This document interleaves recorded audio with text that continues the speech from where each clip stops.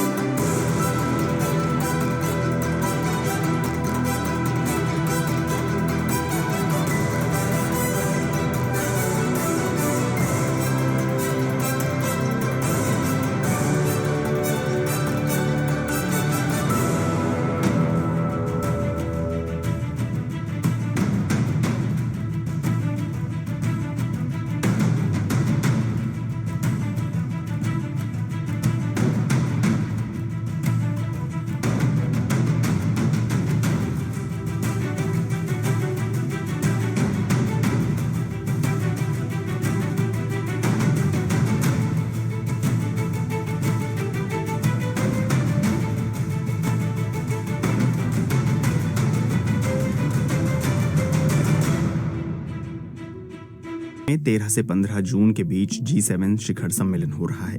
दुनिया भर के बड़े बड़े नेता इसके लिए इटली पहुंच चुके हैं और इटली के प्रधानमंत्री जियोर्जिया मेलोनी ने अपने देश आए मेहमानों का गर्मजोशी से स्वागत भी किया है। भारत के प्रधानमंत्री नरेंद्र मोदी भी G7 समिट के लिए इटली पहुंच गए हैं। लेकिन क्या आपको पता है, भारत G7 ग्रुप का सदस्य ही नहीं है, फिर भी वो इसमें शामिल होता है और भारत को इस समिट में तवज्जो भी खूब मिलती है। आखिर इसकी वजह क्या है? साल 2023 में जापान के हिरोशिमा में G7 का सम्मेलन हुआ, वहां भी पीएम मोदी पहुंचे थे। 2019 में भी भारत को G7 के लिए आमंत्रित किया गया था। 2020 में भी जो G7 समिट अमेरिका में होने वाला था, उसके लिए भारत को बुलाया गया था। हालांकि कोविड-19 के कारण उसे कैंसिल करना पड़ा था। G7 का भारत के साथ बातचीत करना उसके लिए कई कारणों से जरूरी है। $2.66 ट्रिलियन की जीडीपी के साथ भारत की अर्थव्यवस्था G7 के 3 सदस्य देशों फ्रांस, इटली और कनाडा से बड़ी है। अंतर्राष्ट्रीय मुद्रा कोष यानी IMF के मुताबिक भारत दुनिया की सबसे तेजी से बढ़ने वाली अर्थव्यवस्थाओं में से एक है। IMF की एशिया पैसिफिक की उप निदेशक एनी मैरी गोल्डे वुल्फ ने बीते साल कहा था कि भारत दुनिया के लिए एक प्रमुख आर्थिक इंजन हो सकता है जो इन्वेस्टमेंट, बिजनेस और कंजम्पशन के जरिए वैश्विक विकास को गति देने में सक्षम है। भारत ने चीन को जनसंख्या के मामले में पीछे छोड़ दिया है। देश में 68% आबादी कामकाजी यानी 15 से 64 साल के बीच की है और 65% आबादी 35 साल से कम की है। भारत में युवा, स्किल्ड और सेमी स्किल्ड लोगों की अच्छी तादाद है। दूसरा कारण यह है कि अमेरिका, जापान और यूरोपीय देश ऐसी नीतियां बना रहे हैं जिसमें हिंद प्रशांत क्षेत्र के साथ करीबी बढ़ाने की बात है। पिछले कुछ सालों में ब्रिटेन, फ्रांस और जर्मनी यानी यूरोप के G7 सदस्यों ने अपनी अपनी इंडो पैसिफिक रणनीतियां तैयार की हैं। इटली ने भी हाल ही में इंडो पैसिफिक क्षेत्र के साथ जुड़ने की इच्छा जताई है। अमेरिका के वॉशिंगटन में स्थित थिंक टैंक हडसन इंस्टीट्यूट की एक रिपोर्ट कहती है कि ऐसा लगता है कि भारत हालिया सालों में G7 का परमानेंट मेहमान देश बन गया है। ये रिपोर्ट कहती है कि G7 में प्रभावशाली देश होने के बावजूद भविष्य में इसके दबदबे में कमी आने की संभावना है। ऐसे में भारत G7 का नया सदस्य बन सकता है। ऐसी अटकलें कई वैश्विक राजनीतिक थिंक टैंक लगाते हैं और भारत के पक्ष में तर्क दिया जाता है कि रक्षा बजट के मामले में भारत दुनिया में तीसरे नंबर पर है। भारत एक लोकतांत्रिक देश है, इसलिए G7 हर साल भारत को आमंत्रित करता है और उससे संवाद करना चाहता है। G7 की बात करें तो ये ग्रुप ऑफ 7 यानी दुनिया की 7 अत्याधुनिक अर्थव्यवस्थाओं का एक गुट है जिसका ग्लोबल ट्रेड और अंतर्राष्ट्रीय फाइनेंशियल सिस्टम पर दबदबा है। ये 7 देश हैं: Canada, France, Germany, Italy, Japan, Britain और अमेरिका। रूस को भी 1998 में इस गुट में शामिल किया गया था और तब इसका नाम G8 हो गया था, पर साल 2014 में रूस के क्राइमिया पर कब्जे के बाद उसे इस गुट से निकाल दिया गया। चीन कभी भी इस गुट का हिस्सा नहीं रहा है। चीन में प्रति व्यक्ति आय इन 7 देशों की तुलना में बहुत कम है, इसलिए चीन को एक एडवांस इकोनॉमी नहीं माना जाता।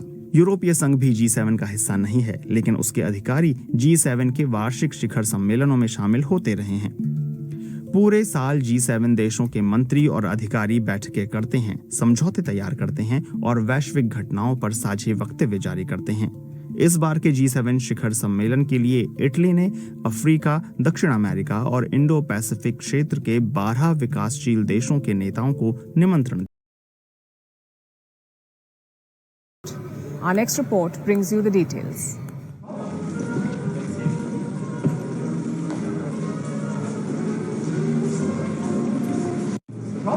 If looks could kill, this would be it. आप सवाल पूछ सकते हैं कि अगर G7 में इतनी सारी कंट्रोवर्सीज हो रही थी तो पीएम मोदी G7 में क्यों गए हैं? क्या इससे इंडिया को कुछ बेनिफिट मिलता है? देखो, हमें यहाँ पर फोकस करना होगा कि हमें क्या चाहिए एज ए कंट्री, हमारे लिए सबसे इंपॉर्टेंट क्या है। आपने एक बात नोट करी होगी, नहीं नोट करी तो मैं आपको दिखा देता हूँ। जैसे ही पीएम मोदी इटली पहुंचे, बहुत सारे भारत सरकार के जो मिनिस्टर्स हैं उन्होंने ये ट्वीट करनी स्टार्ट कर दी कि इंडिया की जो जीडीपी ग्रोथ रेट है ये अकेले सभी G7 कंट्री से कई गुना आगे है। इंडिया अभी रिसेंट जो फाइनेंशियल ईयर गया है इसमें 7.8% ग्रो किया है पूरे साल में। इसके कंपैरिजन में सभी G7 कंट्रीज की एवरेज जीडीपी ग्रोथ रेट आप अगर लगाओ तो 1.7% है। नाउ ये बात देखिए, हम G7 कंट्रीज को चिढ़ाने के लिए नहीं कह रहे, ये सब कंट्रीज बहुत डेवलप्ड हैं, यहाँ पे हाई इनकम है, मगर हम ये चाहते हैं कि इन कंट्रीज के जो निवेशक हैं, जो इन्वेस्टर्स हैं, वो ये बात समझें कि अपने देश से बाहर निकलिए, भारत में निवेश करिए, आपका पैसा बनेगा, इंडियन इकोनॉमी के साथ आप भी ग्रो करेंगे।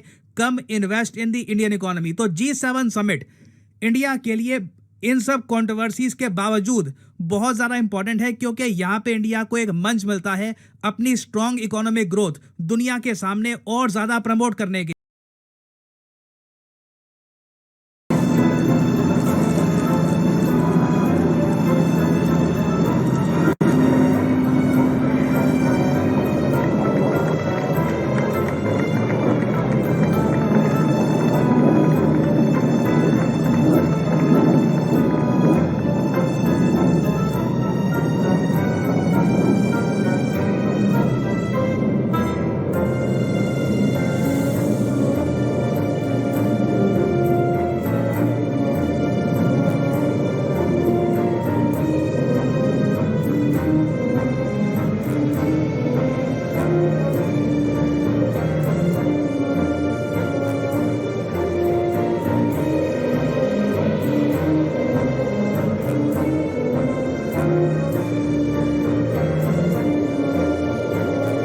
The G7 is a tough ship to steer, and Maloney seems the best suited at the moment.